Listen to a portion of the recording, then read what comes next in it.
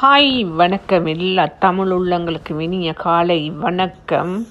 இன்றைக்கி என்னென்னு சொன்னால் கிறிஸ்மஸ் தானே. அப்போ கிறிஸ்மஸுக்கு இன்றைக்கி லீவில் நிற்கணும், எல்லோரும் லீவில் நிற்கணும். ஸ்கூலெல்லாம் லீவு. அப்போ ஸ்கூலெல்லாம் லீவுன்னு சொன்னால் என்ன நடக்கும் தெரியுமா? வீட்டில் செலவு தான் கூட.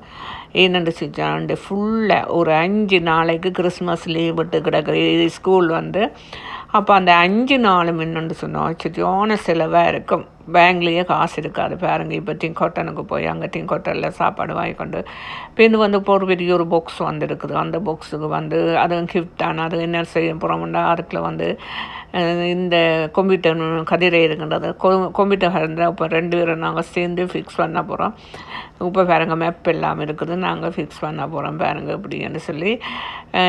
என்னென்னு சொன்னால் இங்கே இதுன்ற பெரிய ஒரு ஆடம்பரம்.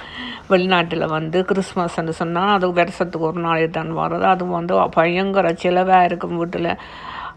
என்னென்னு சொன்னால் நிறைய விளையாட்டு சாமான்கள் கிஃப்ட்டுகள்னு சொல்லி வாங்குறதுலேயே பேங்கில் 5% இல்லாமல் போயிடும். அப்படி கஷ்டமாக இருக்கும். அவ்வளோ அதில் கிறிஸ்மஸ் கொண்டாடுவார்கள்.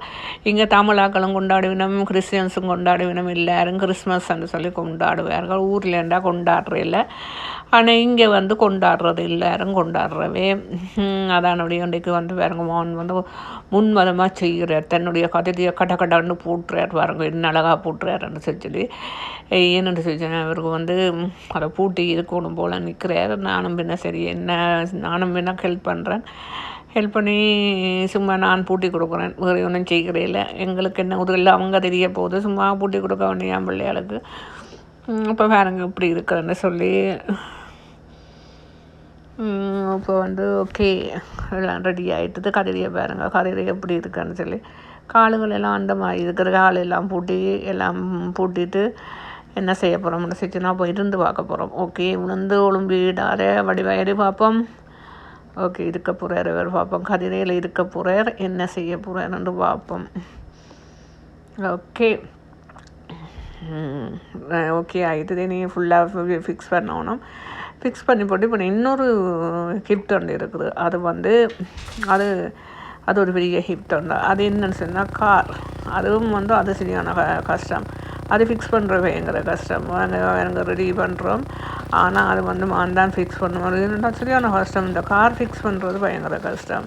எல்லாமே ஃபிக்ஸ் பண்ணணும். உங்களுக்கு என்னென்ன இருக்குதுன்னு சொல்லி இப்போ பார்த்து ஃபிக்ஸ் பண்ணணும். அது உங்களுக்கு ஃபிக்ஸ் பண்ணிக்க உங்களுக்கு காட்டுறேன். இந்த வீடியோ உங்களுக்கு பிடிச்சிருந்தா லைக் பண்ணுங்கள், ஷேர் பண்ணுங்கள், கமெண்ட் பண்ணுங்கள், சப்ஸ்கிரைப் பண்ணுங்கள். நீங்கள் சப்ஸ்கிரைப் பண்ணாட்டிலும் கமெண்ட் பண்ணுங்கள் எப்படி இருக்கான்னு.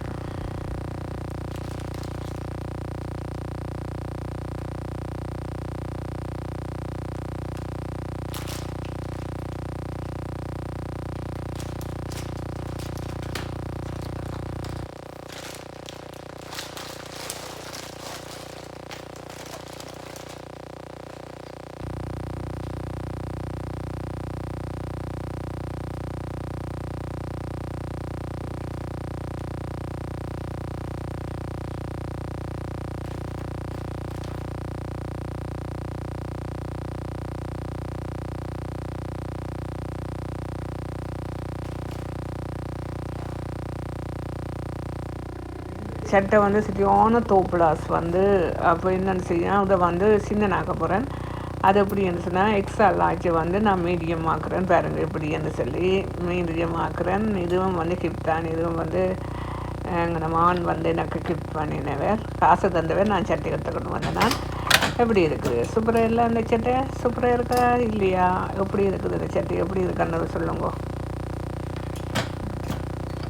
கமெண்டில் சொல்லுங்கள் இந்த சட்டை எப்படி இருக்குன்னு. ஓகே.